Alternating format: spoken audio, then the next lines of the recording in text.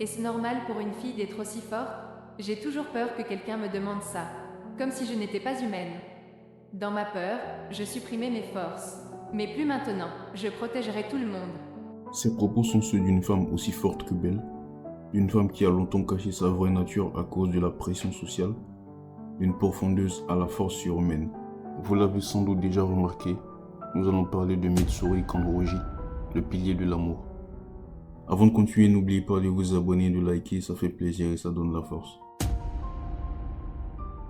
Dès le plus jeune âge, Mitsuri commença à faire preuve de comportements et d'actions inhabituels pour le commun des mortels. En effet, à l'âge de 14 mois, elle souleva facilement une pierre de 15 kilos, ce qui choqua sa mère qui finira par s'évanouir sous ce choc. Au fil des années, elle avait une croissance très rapide par rapport à la normale, car elle possédait un appétit anormalement élevé qui la conduisait à manger beaucoup. D'ailleurs, la couleur de ses cheveux est l'une des conséquences de son excès d'appétit. Ils ont une teinte très singulière, rose et vert en bordure, car elle aurait mangé trop de sakuro-mochi, une pâtisserie japonaise de couleur rose. Toutes ces particularités entraînaient de mauvais regards et jugements sur Mitsuri.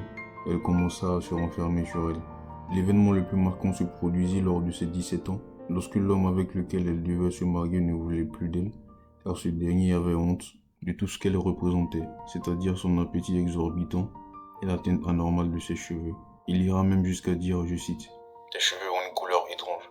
Je n'ai franchement pas envie que mes enfants en héritent. » Suite à cela, Mitsuri décida de prétendre être une autre personne et de mettre fin à ses singularités. Elle teindra ses cheveux en noir et se suivrait de nourriture au point d'en avoir des vertiges.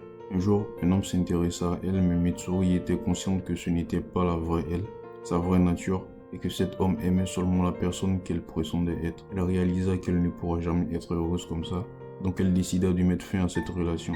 Quelque temps après, elle fera la rencontre de Kagaya, qui mettant en avant ses singularités, et elle finit par rejoindre les profondeurs. Au fil du temps, elle monta en grade, deviendra l'élève du pilier du feu, développa son propre souffle, le souffle de l'amour, et atteindra le plus haut grade, celui du pilier de l'amour. Sa première grosse apparition était lors de l'attaque d'Antengu et Gyoko dans le village des forgerons. Elle participa avec d'autres profondeurs à mettre hors d'état de nuire la 4e lune supérieure Antengu.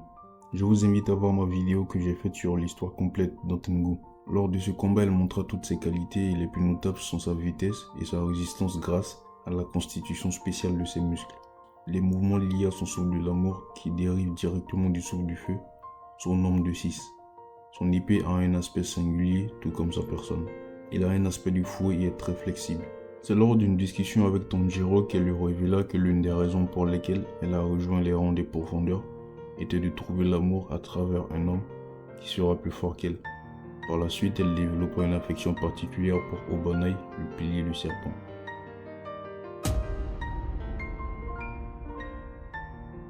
Lors de la bataille finale, elle débuta par un combat aux côtés d'Obanai contre Nakime, désormais 4e lune supérieure. Ce combat ne s'achevait pas car tous les piliers furent obligés de se rendre vers Muzan pour le combattre.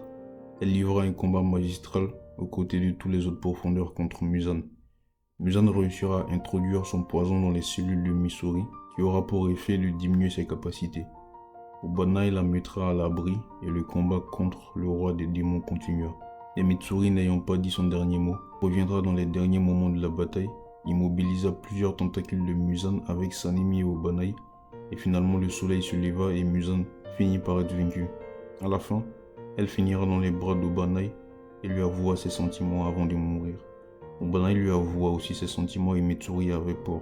Dernier souhait de se marier avec Obanai si les deux se réincarnaient en humains. Obanai partageait aussi ce souhait et les deux finiront par mourir. Finalement, Mitsuri a été pendant longtemps esclave du regard des autres, du jugement que la société pouvait avoir sur elle, car elle ne respectait pas les normes établies. Cet état d'esclave prit fin lorsqu'elle intégrera le rang des profondeurs, dans lequel elle a pu s'accomplir, embrasser qui elle était pleinement. Son seul regret qu'elle eut à la toute fin était de ne pas s'être livrée plus tôt à Obanai et vivre la mort qu'elle cherchait et qu'elle méritait depuis toujours.